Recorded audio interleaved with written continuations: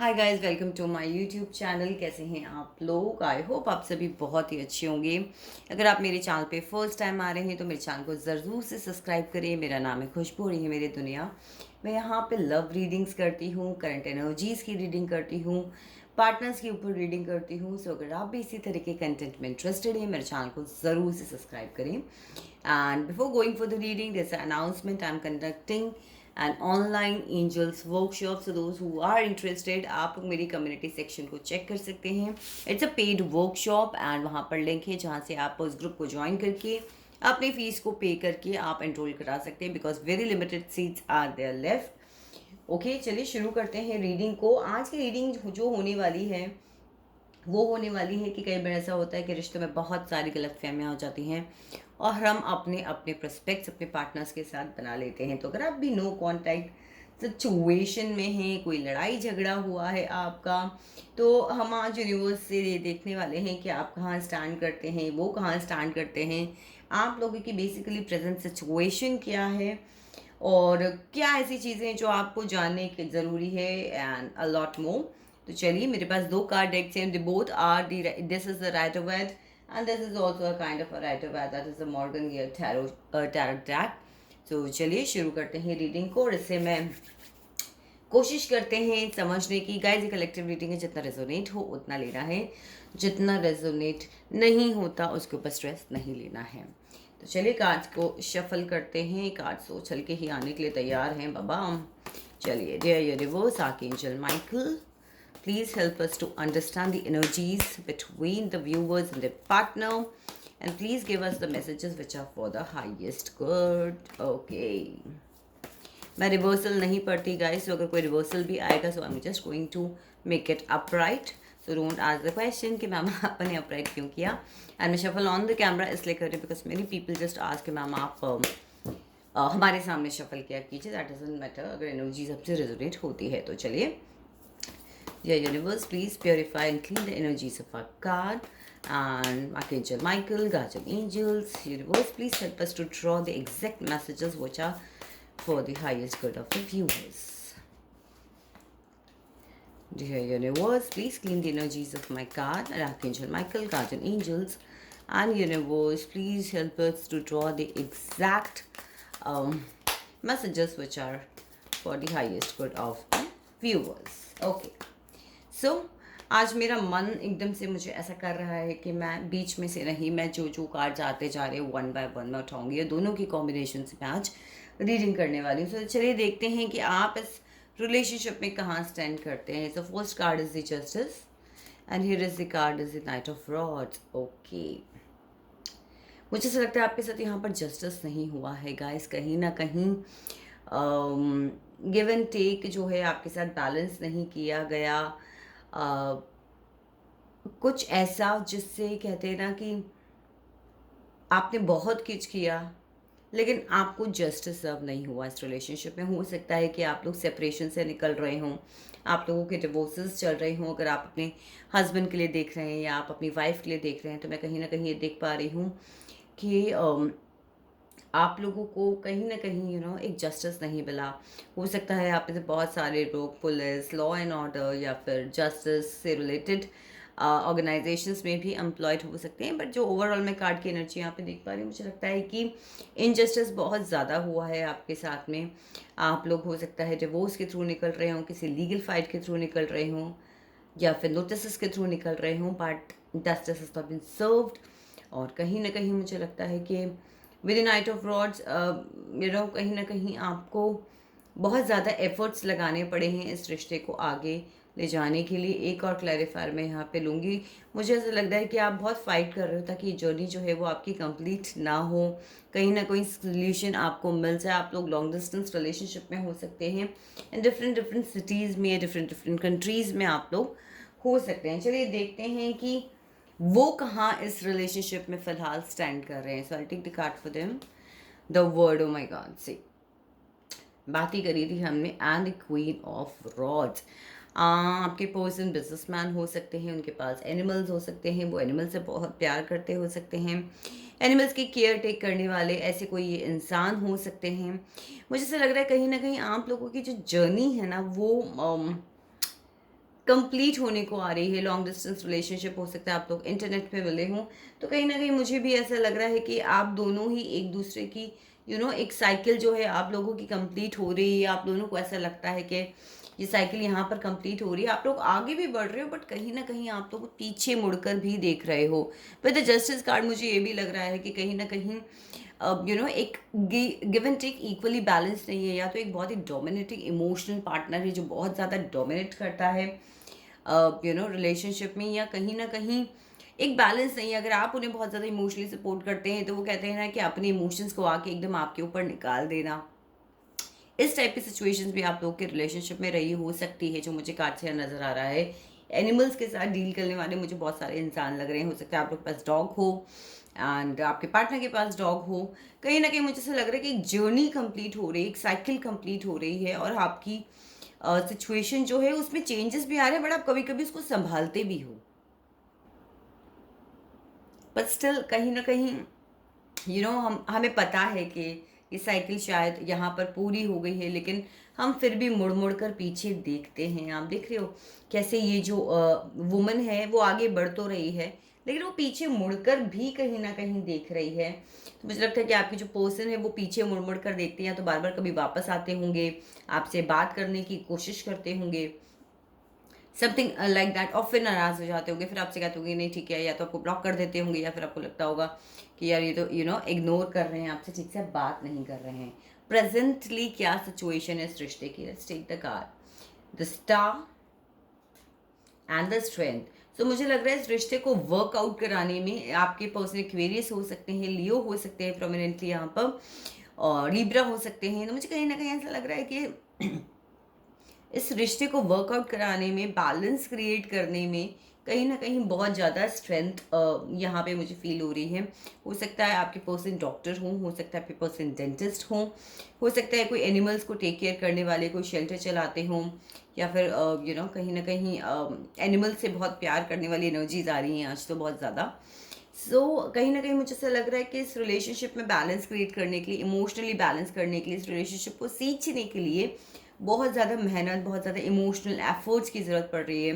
If you can see, ये lady किस तरीके से शेर के दांत गिन रही है। So same is the situation कि कहीं ना कहीं बहुत एफर्ट्स लग रहे हैं, हिम्मत रखने की ज़रूरत पड़ रही है, हीलिंग्स की ज़रूरत पड़ रही है, एक फाइट की, एक स्पिरिट की ज़रूरत पड़ रही है, but still you are controlling the situation somehow. कहीं ना कहीं आपकी विश है उस पर्सन के साथ रहना, एंड उसके लिए आप बहुत मेहनत कर रहे हैं, बहुत एफर्ट्स कर रहे हैं। आपको इस रिलेशनशिप को लेके क्या जानने की ज़रूरत है? Temperance and we have the 7 of cups. मुझे लगता है कि आप लोगों के बीच में ना बहुत ज़्यादा कंफ्यूजन है, जो सिचुएशन मैं देख पा रही हूँ। कुछ तो ये डिवाइनली गाइडेड स्पिरिचुअल कनेक्शंस मुझे लग रहे हैं, ट्विन फ्लेम की जर्नी भी मुझे यहाँ पे नज़र आ रही है। मुझे कहीं ना कहीं ऐसा लग रहा है कि बहुत balance, emotional balance ups downs यहाँ हो रहे हैं आप लोगों के बीच में। कन्फ्यूजन्स क्रिएट हो रहे हैं कुछ लोगों के सामने। हो सकता है आपके पर्सन के सामने कहीं ना कहीं ऑप्शंस हैं। आप लोगों को ये कियोस जो आया है आपके बीच में, जो ये कन्फ्यूजन्स आई हैं, या फिर शायद आप में से किसी एक के सामने आपके पार्टनर के अलावा भी कोई ऑप्शन है, या फिर आपके पार्टनर के सामने भी कहीं ना कहीं ऑप्शंस हैं। तो वो चीज़ भी बहुत ज़्यादा आपके रिलेशनशिप को अफेक्ट करने लगी है। कहीं ना कहीं मुझे ऐसा लग रहा है कि आपके रिलेशनशिप को बैलेंस क्रिएट करने की बहुत ज़रूरत पड़ने वाली है, हीलिंग्स की बहुत ज़रूरत पड़ने वाली है, and that is all because of the confusions and presence of the options. आप देख रहे हो कितने सारे ऑप्शंस हैं इस पर्सन के सामने। हो सकता है ये ऑप्शंस आपके सामने हो, आपको लग रहा हो कि शायद और अदर ऑप्शंस भी मेरे पास मूव ऑन करने के लिए अवेलेबल हैं, क्या मुझे कर जाना चाहिए, बट कन्फ्यूजन्स इतने सारे हैं कि आपको कुछ क्लैरिटी नहीं मिल पा रही है। एंड टेम्परेंस का कार्ड बहुत मुझे लाउडली बात करता है एंजल्स के सपोर्ट की, स्पिरिचुअल कनेक्शन की, दिल से कनेक्शन की, जिसको एक डिवाइनली गाइडेड कनेक्शन है। तो अगर आप लोगों की स्पिरिचुअल अवेकनिंग के थ्रू आप निकल रहे हैं, आपको ड्रीम्स आते हैं उस पर्सन के, या आपको कुछ वाइब्स फील होती हैं, आपको लगता है कि कहीं ना कहीं यूनिवर्स ने कहीं ना कहीं गॉड ने आप लोगों को मिलाया है, तो ये सिचुएशन इस रिश्ते के लिए डेफिनेटली हो सकती है। जो भी आपकी सिचुएशन है उसे रिजॉल्व करने के लिए क्या कार्ड्स आते हैं, देखते हैं क्या टैरोट्स हमें एडवाइस देते हैं कि आपको जो भी सिचुएशन है उसे कैसे रिजॉल्व करना है। Death and the moon. देखिए कहीं ना कहीं मुझे कोई ना कोई चीज़ एंड होती नज़र आ रही है। विद द डेथ कार्ड मुझे लग रहा है कि कुछ ना कुछ तो है जो एंड होगा, या तो आप पास्ट रिलेशन, बिकॉज यहाँ पे जो बात होती है वो होती है पास्ट रिलेशनशिप को एंड करके आगे मूव ऑन करना। बिकॉज हर डेथ के बाद एक नया जो है शुरुआत होती है। तो यही एक डेथ के बाद मुझे एक नया बर्थ आपके रिलेशनशिप में या फिर एक नया रिलेशनशिप में मुझे यहाँ पे नज़र आ रहा है। क्योंकि कहीं ना कहीं पास्ट की बहुत सारी ऐसी चीज़ें हो रही हैं जो कि मैं कार्ड्स को देखती भी आ पा रही हूँ। द वर्ड से साइकिल पूरी होती है, फिर भी आप मेहनत करते हो, लेकिन कहीं ना कहीं मुझे लग रहा है कि अगर ये बहुत ज़्यादा टॉक्सिक रिलेशनशिप है तो आप लोग इसे एंड करने वाले हैं, आगे अपनी लाइफ में मूव ऑन करने वाले हैं, लेकिन उसके लिए बहुत ज़्यादा ज़रूरत है कि आपको क्लैरिटी नहीं है। बिकॉज देखिए यहाँ भी कन्फ्यूजन की बात हो रही है, यहाँ भी स्ट्रेंथ रखने की बात हो रही है। कहीं ना कहीं आपको जस्टिस नहीं मिला, आप बैलेंस नहीं कर पा रहे इस रिलेशनशिप को, चाहे फिर इमोशनली हो, चाहे फिर फाइनेंशियली हो। कहीं ना कहीं रिलेशनशिप बैलेंस नहीं है, इक्वल गिव एंड टेक वहाँ पर नहीं है। जितना आपने उस रिश्ते में करा है उतने एफर्ट्स नहीं मिलते हैं। तो मुझे ऐसा लग रहा है कहीं ना कहीं बहुत ज़्यादा आपको इस कंफ्यूजन से निकलने की बहुत ज़्यादा ज़रूरत है। बिकॉज मून का कार्ड बात करता है कि क्लैरिटी नहीं है, बहुत ज़्यादा अनसर्टेनिटी है। इस रिश्ते का फ्यूचर क्या है वो भी अभी क्लियर नहीं हो पा रहा आप लोगों को। आगे जाके करना क्या है, साथ रहना है, आप साथ रह पाएंगे नहीं रह पाएंगे, या फिर अगर आप साथ रहने की बात भी करते हैं तो ये सिचुएशन कैसे वर्कआउट करेगी।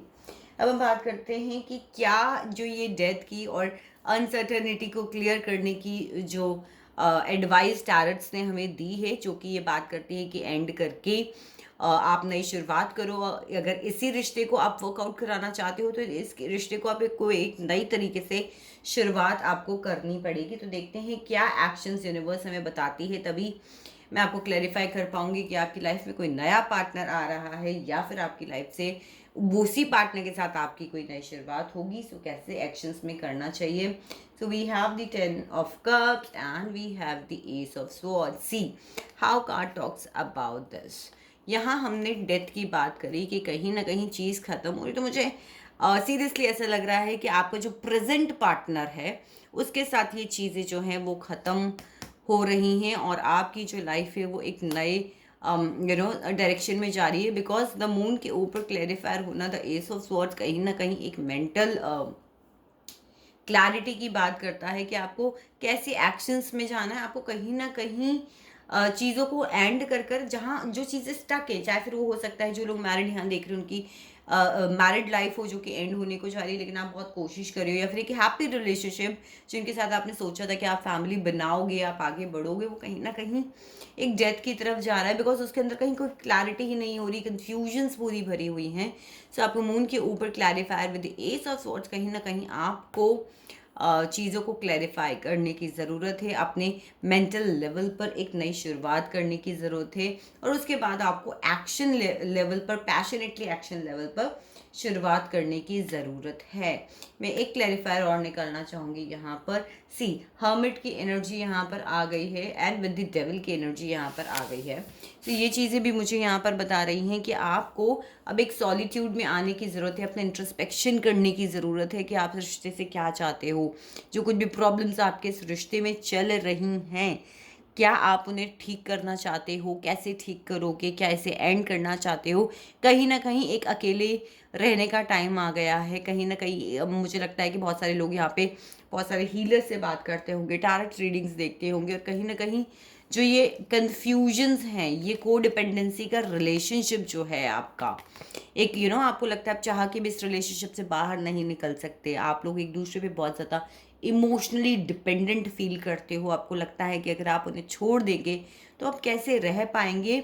इस चीज़ से आपको बाहर आने की बहुत ज़्यादा ज़रूरत है। अपनी हीलिंग्स को कीजिए, अपने आप को हील कीजिए, सो दैट आप आने वाले अपने फ्यूचर को ब्यूटीफुली मैनिफेस्ट कर पाएँ। और जिन लोगों से ये रीडिंग रेजोनेट करी है प्लीज़ मुझे कमेंट सेक्शन में बताइएगा, क्योंकि कहीं ना कहीं मुझे यहाँ पे एक रिलेशनशिप की एंडिंग होती हुई नज़र आ रही है और एक नई शुरुआत होती हुई नज़र आ रही है। मैं एक और लेना चाहती हूँ यहाँ पे, क्या यूनिवर्स अगर ये इस रिलेशनशिप को एंड करते हैं तो इनकी लाइफ में कोई नया पार्टनर है। So we have this strength. Strength by strength, okay yes, मुझे आपकी लाइफ में एक इंडिपेंडेंट, फाइनेंशियली इंडिपेंडेंट पार्टनर आता हुआ नज़र आ रहा है, जो कि अपना खुद का स्पिरिचुअलिटी को भी वो बिलोंग कर सकता है, कहीं ना कहीं हीलिंग लाइन में हो सकता है, कोई डॉक्टर हो सकता है, कोई केयर टेकर, कोई डेंटिस्ट, कोई एनिमल शेल्टर या फिर कोई एनिमल्स के साथ काम करने वाला पर्सन हो सकता है।